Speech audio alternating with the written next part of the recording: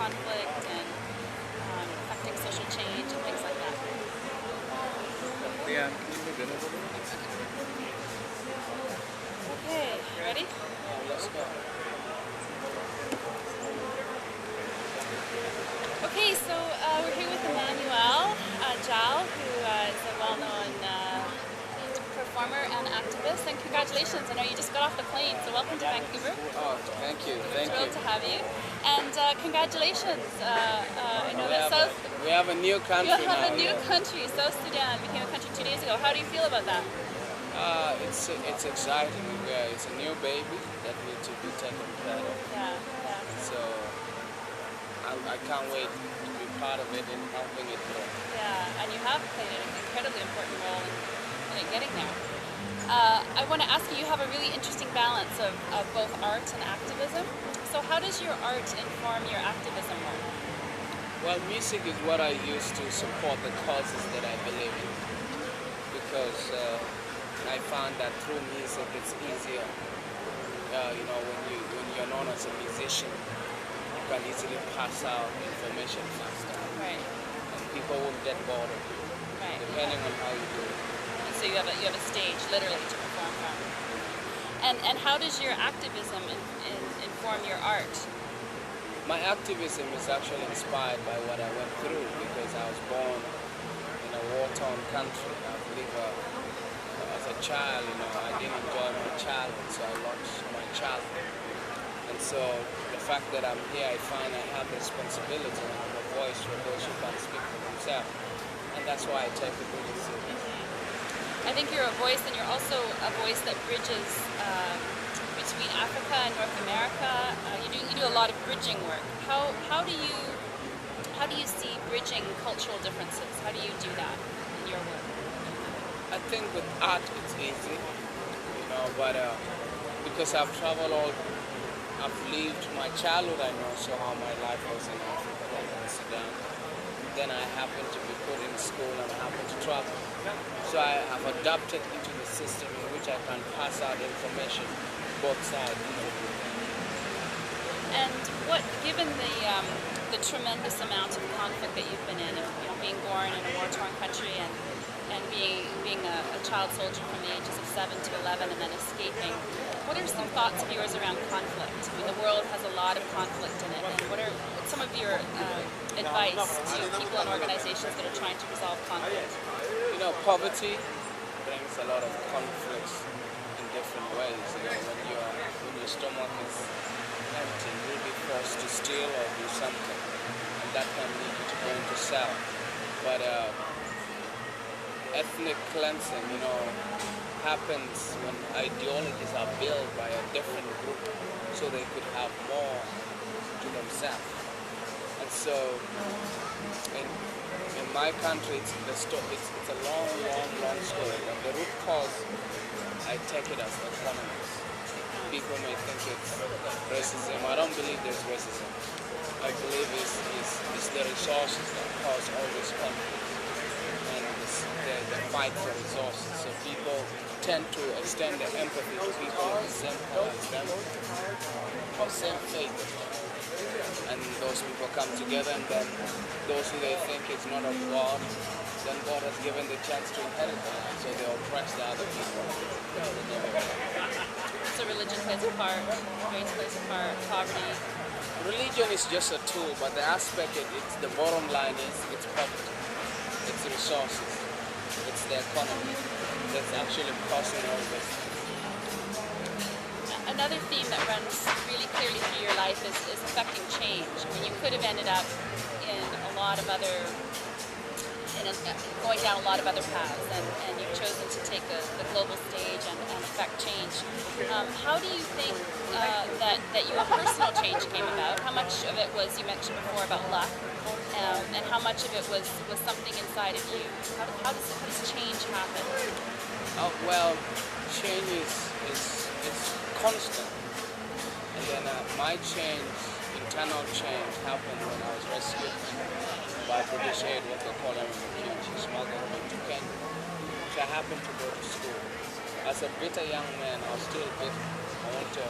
One of the thing I had in my mind was if I go to this lady's country, I'm gonna learn how to fly a plane and come back and go to war. Ah, And because I hated Muslims and Arabs, and I wanted to revenge on my family. But when I was in schools and I was educated, I was helped. I came to discover people like Nelson Mandela. I came to learn about Martin Luther King. I came to learn about Gandhi. So these leaders played a big part in my life. And also reading the Bible as a Christian, I'm advised to forgive. So what the first investment I did for myself was to forgive. When I forgave, I was free. So forgiving myself for my past, because I was always sorry, I was cussing for the things that I've done, and then I realized, look, it wasn't my fault. So I had to forgive myself and forgive those who was hurt me. So it's a two-way thing. interesting that forgiveness just set you free. Forgiveness will elevate you to a form of power that you don't actually know as a person until you experience it, because you become free. And Emmanuel, what's a sound or a symbol that represented your life as a child soldier? Sound, I would say bombs. Bombs, the sound of bombs. You know, I grew up hearing the bombs. From running from one place to another. Up to now, when I sleep sometime, I still have the nightmares. But luckily now, I got good people around me, and because I've been involved with the music, so music has become a scapegoat or a painkiller or a healer to a lot of issues that I'm going through. And what's something that symbolizes your life now? I don't know. My life is driven by the causes that I feel like I've changed. And Is there a particular word or a symbol that represents that now? I don't know if I have a particular symbol for it, because each and every stage I come up with something else, so there's constant change.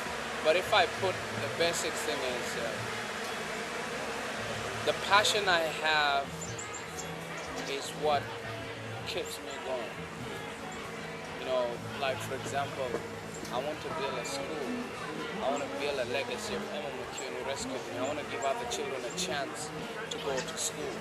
So constantly, sometimes when I feel like I want to give up, but this thing, whenever I see it or remember it, they give me so much energy that I want to keep on going.